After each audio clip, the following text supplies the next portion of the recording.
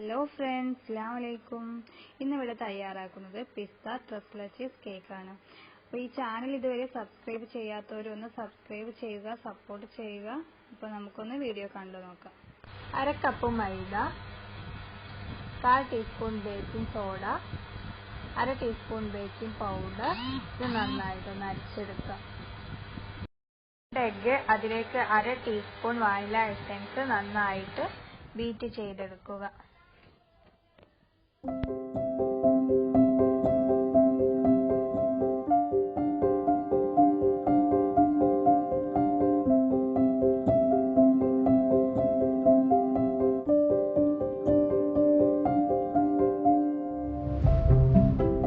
അര കപ്പ് പഞ്ചസാര പൊടിച്ചത് കുറേശ്ശെയായിട്ട് ആഡ് ചെയ്ത് കൊടുക്കുക.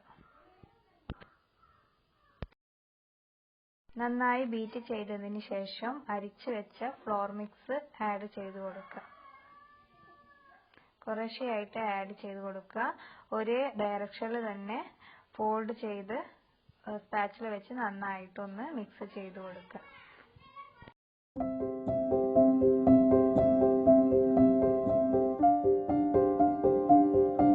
പിസ്ത എസൻസ് ആദ്യം ഒരു ഡ്രോപ്പ് ആഡ് ചെയ്ത് കൊടുക്കുക. പിന്നീട് 2 ഡ്രോപ്പും കൂടെ ആഡ് ചെയ്ത് കൊടുത്ത് നന്നായിട്ട് മിക്സ് ചെയ്യുക. 6 ഇഞ്ചിന്റെ ഒരു മോൾഡിലേക്ക് ഒഴിച്ച് നന്നായി ടാപ്പ് ചെയ്തതിന് ശേഷം ചെയ്തെടുക്കുക. നമ്മുടെ കേക്ക് ഇവിടെ റെഡിയായി കഴിഞ്ഞ് നല്ല സോഫ്റ്റ് ഉള്ള കേക്കാണ്. ഇതിലേക്ക് വേണ്ട സിറപ്പ് തയ്യാറാക്കാം.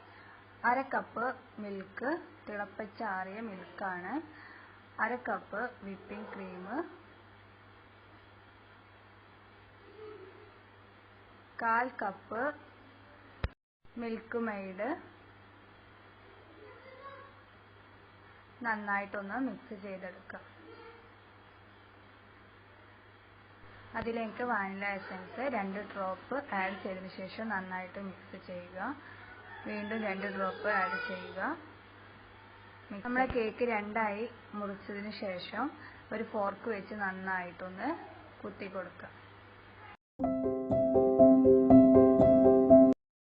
എന്നതിന് ശേഷം നേരത്തെ തയ്യാറാക്കിയ സിറപ്പ് കേക്ക് നന്നായിട്ടൊന്ന് ഒഴിച്ചു കൊടുക്കുക.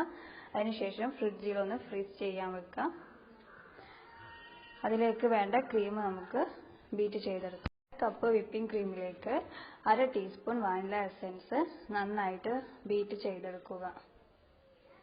ശേഷം അതിലേക്ക് വേണ്ട ഷുഗർ ആഡ് ചെയ്ത് കൊടുക്കുക.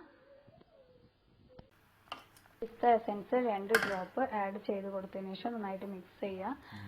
വിപ്പിംഗ് ക്രീമിലേക്ക് തന്നെ ആഡ് ചെയ്ത് കൊടുത്താലും മതി, എന്നതിന് ശേഷം ബീറ്റ് ചെയ്താലും മതി.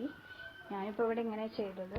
പൈപ്പിംഗ് ബാഗിന്റെ അറ്റം ചെറുതായിട്ട് കട്ട് ചെയ്തതിന് ശേഷം ഇതുപോലെ ഒന്ന് ചെയ്ത് കൊടുക്കുക. പ്രത്യേകിച്ച് ഡിസൈൻ ഒന്നും വേണമെന്നില്ല, ഇങ്ങനെ ചെയ്താലും മതി.